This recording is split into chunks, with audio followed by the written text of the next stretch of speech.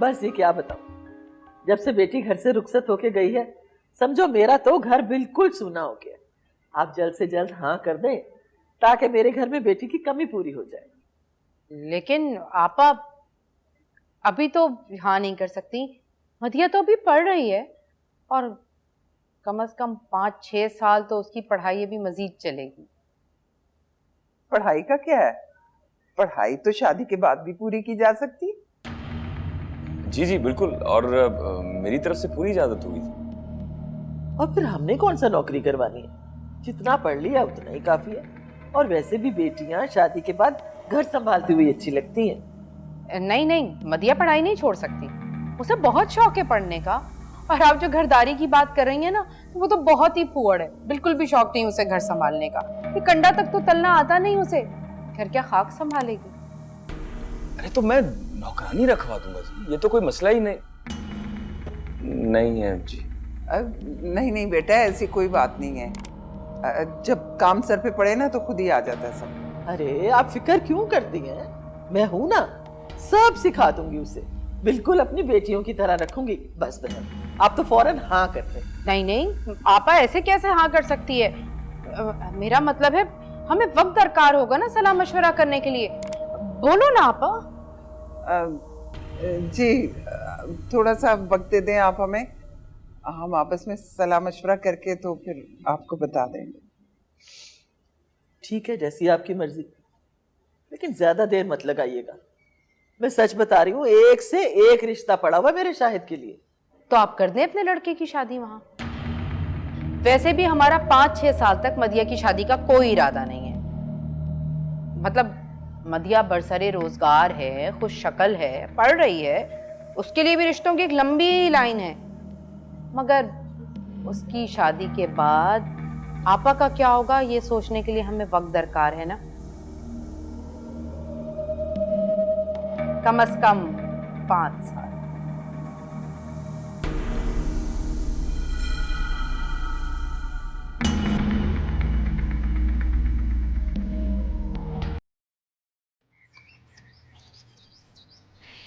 ये मेरी बेटी है मधिया। अरे वाह, ये तो बिल्कुल वैसी है जैसा सुना था। बहुत खूबसूरत, माशाल्लाह। ठीक है यार, ये आप फिक्र ना करें जी, मैं मदिया के साथ साथ अपनी सास का भी ख्याल रखूंगा, बल्कि ये भी हमारे साथ ही रहेंगी।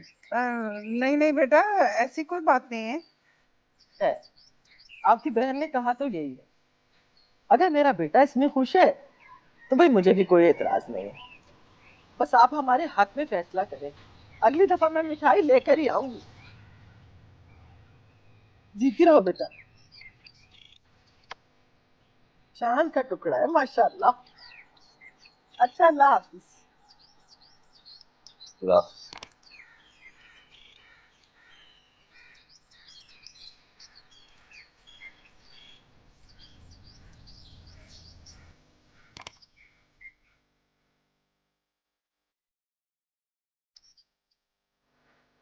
बात समझ रहा हूँ मैं तुम्हारी, लेकिन उसे भी मैंने समझाया है, दिल से शर्मिंदा है वो। रिश्तों को अपनाने या ठुकराने से शर्मिंदगी नहीं, बेबसी महसूस होती है रानिस भाई। फिर तो सबसे ज़्यादा बेबसी मुझे महसूस होनी चाहिए। तुम्हारी दोस्त ने मुझे रिजेक्ट किया है, ठुकराया है। देखो आनिया, आप इसको अपनी गलती का एहसास हो गया है। वो मानता है कि उसे सज़ा मिलनी चाहिए और मिल भी रही है, लेकिन तुम ऐसा क्यों कर रही हो? मैं तो ऐसा कुछ नहीं करी। इनफैक्ट मैंने ये फैसला आप पे और ताई जान पे छोड़ दिया है। फैसला मेरे और माँ के हाथ में छोड़ने से क्या होगा? तुम आज इनकार कर दो, मैं आज ही सारी बात ख़त्म कर दूंगा। तुम पर कोई ज़बरदस्ती नहीं है, कोई जोर नहीं दे रहा। तेरे कहने का मकसद ये नहीं था भाई। मैं जानता हूँ उसने तुम्हें बहुत हर्ट किया, बेवकूफ़ है, जानता नहीं है कि किसी अपने को, चाहने वाले को इस तरह दुख नहीं देते। उसे हमेशा से प्यार मिला है, खुशी मिली है, अपनाइयत मिली है, दुख कभी नहीं मिला। इसीलिए उसे एहसास ही नहीं है इस बात का। तो मैं तो जाती हूँ भाई, तो क्या होता है? जानती हो तो फिर ऐसा क्यों कर रही हो? देखो, अगर तुमने उसे दिल से माफ़ नहीं किया तो फिर कैसा रिश्ता, कैसा ताल्लुक, सब कुछ ख़त्म कर दो। अगर माफ़ कर दिया बस फिर ख़त्म करो ना, खुद को तकलीफ नहीं देते, आगे बढ़ते। ज़िंदगी इसी का नाम है।